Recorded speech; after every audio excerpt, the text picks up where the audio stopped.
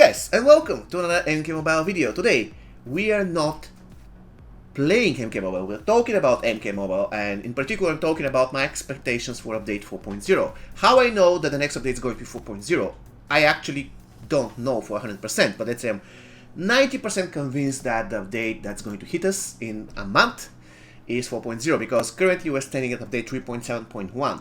Last time we jumped from update 2.7 to update 3.0, so now I'm convinced that we are going to jump from update 3.7 to update 4.0. And of course they mentioned, once they released update 3.7, they mentioned that they're closing the game in Belgium, thanks to loot boxes, policies, legislation, stuff like this. So they're closing the game on September 28th. Why on September 28th? Because probably the new update is going to hit there on that date. So today is August the 18th, we have 1 month left to probably the biggest update in the history of MK Mobile, because remember guys, September marks 30th anniversary of Mortal Kombat. So Mortal Kombat was released for the first time 30 years ago. Obviously they're not going to release MK12 in September, so we hope that there is something huge coming to MK Mobile. With that said, I made a list of things that I want to happen with this update. If, let's say, 30% of these things happen, I'll be pretty happy. Let's add something to add in the end, which I just remembered. Now, the first thing that I want us to get is a new game mode. It is about time. Ever since Towers and Survival Mode, we didn't get anything else. And Towers are getting extremely repetitive. Survival Mode is cool. However, at a certain point, I mean, the rewards you get from Survival Mode, if you want to get really good rewards, you have to grind a lot. You have to have very good, let's say, roster, a lot of items. And if you don't have those things, then you won't be that successful in Survival Mode. However, it is still fun, but it is not enough, because Survival Mode is something like Faction Wars. This is actually Faction Wars, but in a specific mode. And Faction Wars is in the game ever since it was released, so that's 6 years now. So we need something extra. We cannot just revolve around the same gameplay for 6 or 7 years, same game mode, I'm sorry. So we need something additional. And I can give you certain ideas. I know it's too late now, developers probably, even if they see this and they like my ideas, I don't think that I have time to implement it, but these are my ideas. I want something like a fun mode like 5 versus 5. 5 players from Team 1 against 5 players from Team 2. It can be the same way it is now against AI. It can be, for instance, like a multiplayer. For instance, people have 5 teams. Person 1 has 5 teams, person 2 has 5 teams, and then they fight. Of course, the teams are controlled by AI, and the first person who gets 3 wins the battle. That would be pretty cool. This is a very good idea for any type of multiplayer, because it's really difficult with the current controls of the game to create multiplayer mode, because doesn't involve anything less than tapping on the screen. I mean, how do you know which guy strikes first? They're all tapping on the screen rapidly, right? Anyways, you got what I mean, right? So if there is to be a multiplayer mode that is online, it should be players who got their best teams, and then they let the AI control the teams. Of course, you might have a way to ban characters, let's say 3 characters each. Let's say if I'm playing and I know my team is really bad against Classic Liu Kang, I'm going to ban Classic Liu Kang, I'm going to ban MK11J, characters like this. So yeah, there's a lot of ways to make it happen, so please, NetherRealm Studios, make it happen. That would be pretty cool. So, apart from the new game modes, what we need is a new tier of character. So, what I mean by that is tier of character that is bigger than Diamond. Diamonds have been in the game for so long, and currently we have so many diamonds that they don't really feel special. We need a new tier characters that are better than diamonds. So, by doing that, we can also make the diamonds more accessible for people, because currently some diamonds are locked behind a paywall. So what I would love to see is the newest tier character to be locked there, and diamonds to be made more accessible for people, because once again, we have close to 60 diamonds now, and the golds are like 150. So yeah, diamonds don't feel like a rare thing in this game. And another thing that I want to mention, these new characters, they shouldn't come like diamonds now, 1 diamond per update. No, they should come 1 of them every 2 updates, because they have to be rare, right? So if we agree to this strategy and we start releasing those characters from next year, by the end of next year we need to have only 2, not 5, not 10, just 2. They have to feel like something really rare in this game. This is just my wish. this is what I think is going to be cool, because once again, too many diamonds in the game, too many diamonds. Before update 2.0 we didn't have that many diamonds, they felt like something rare, now they don't, and that's a problem in my opinion. So, next thing, implement something like leaderboards in the game. For instance, I'm playing the tower now, and for every stage, let's say major stage, there's leaderboard, biggest damage dealt on special 1, biggest damage dealt on special 2, fastest clearing time, something like this. And each of these leaderboards by the end of the week then give some kind of rewards, right? That would be pretty cool. That would be pretty cool, so that we can see how other players are doing in the game, right? Even if the leaderboards are just there for fun, they don't give anything, that would be pretty cool.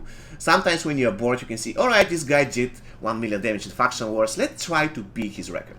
That would be pretty insane. I hope they're going to do something like this. Which brings me to the next point. We need another currency.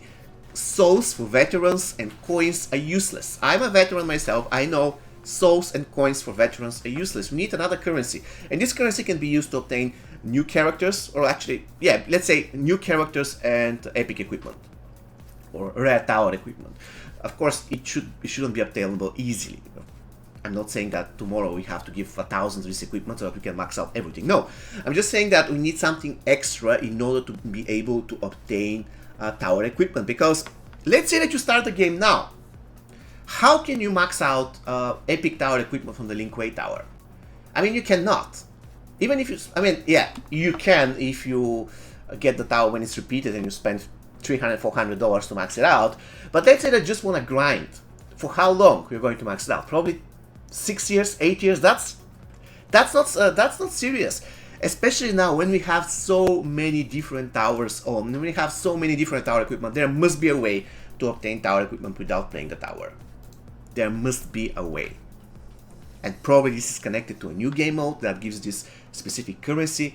I cannot tell, but all I'm saying is that there must be a way. So far we had just one pack that was giving really tiny percent to get an epic, but they removed it, and ever since then we didn't have a pack that gives epic tower equipment or even rare tower equipment for souls.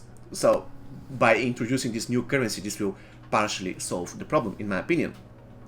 Also, this is just my thing. Probably some of you disagree, but that's fine. I would love to have some type of gear that reduces the resistance to the buffs. For instance, let's say minus 30% resistance to stun.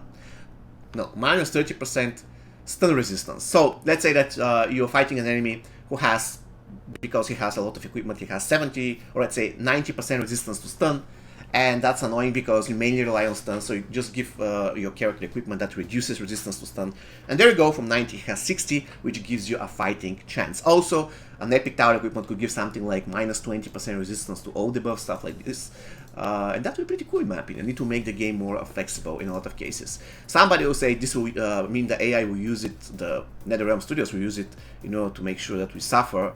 But like, I can say that that's the case with almost any equipment they release. This is the reason why I'm telling you that a lot of equipment is released only to be good on bosses, not to be good on players, but to be good on bosses. However, I believe certain equipment that reduces resistance will be pretty good at the hands of a skillful player, because he will know what to do with it.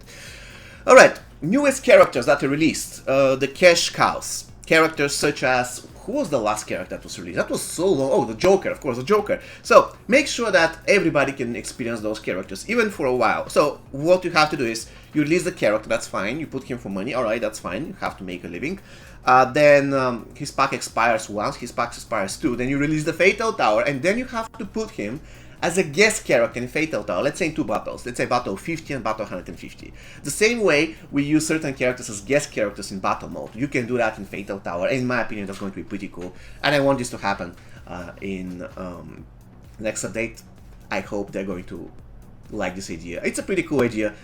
Nobody's going to get the character anyways, but everybody's going to try the character out. And actually, if they like the character, then you can release the pack 1 week after you release Fatal Tower again, so that you can see if other players are going to buy it because they like him in Tower. I mean, we all win like this, right? Okay, so another thing that I want to happen, so many characters require rework because they're, I don't want to say useless, let's say completely outdated. Characters such as classic Kitana Farmer Jax, why are they silvers? We haven't received a single new gold challenge, gold card challenge for like 3 years. So why don't you just rework classic Kitana Farmer Jax, make sure that they're gold characters, and release challenges for that. Why don't you rework Ninja Mario Johnny Cage, make him a gold character, release challenge for him? We don't have really a single, I mean, we do have a single Johnny Cage who is a challenge gold, Combat Cup Johnny Cage, but in general, you're getting my idea, right? We need to have more challenges, new challenges. I believe the very last new challenges happened when they converted Classic Melina and Venomous D'Vorah and Mournful Kitana from exclusive golds or to basic golds to challenge golds. And ever since then, we didn't get a single challenge. That's a lot of time, guys. That's a lot of time. And the last thing that I want to happen in the game, if I can get either of those three characters ever, I will be pretty happy. Another Diamond Melina. It's about time to have another Diamond Melina. Another Diamond Shao Kahn. Another... Actually, the first Diamond Motaro, that would be pretty cool. I know Motaro is difficult to handle because of his huge torso. His 4 legs, it's difficult, I know, but for MK Mobile you can think something like Terminator. For instance, he's immune to grapples, he's immune to X-ray, something like this. And he can be hit only by basic attack, something like this. But give us Motaro, I would be so grateful to have Motaro in the collection. So Motaro, Shao Kahn, Melina, and sorry, did I say Vengeful Shinnok? No, I meant to say the guy, you know, Corrupted Shinnok. I would love to have Corrupted Shinnok in MK Mobile. Alright guys, so these are my recommendations for the game. Please let me know what you think. Please let me know what think in your opinion should be added also to the game. And I was about to forget, add PT timers to packs. For instance, your opening pack, let's say you're opening the Terminator pack. You have 4% chance to get a Terminator, which means that on average you have to get him every 25th pack. Make sure that there is a, let's say, PT timer that will reward you a Terminator every 30th pack you open. So that it is 100% certain that you're going to get something out of it. Also, make sure that you do the same with paid packs.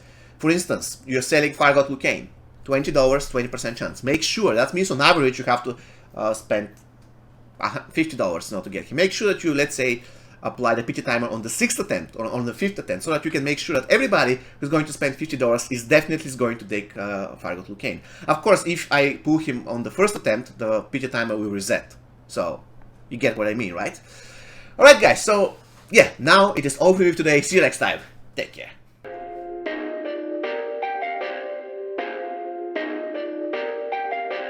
Perfect.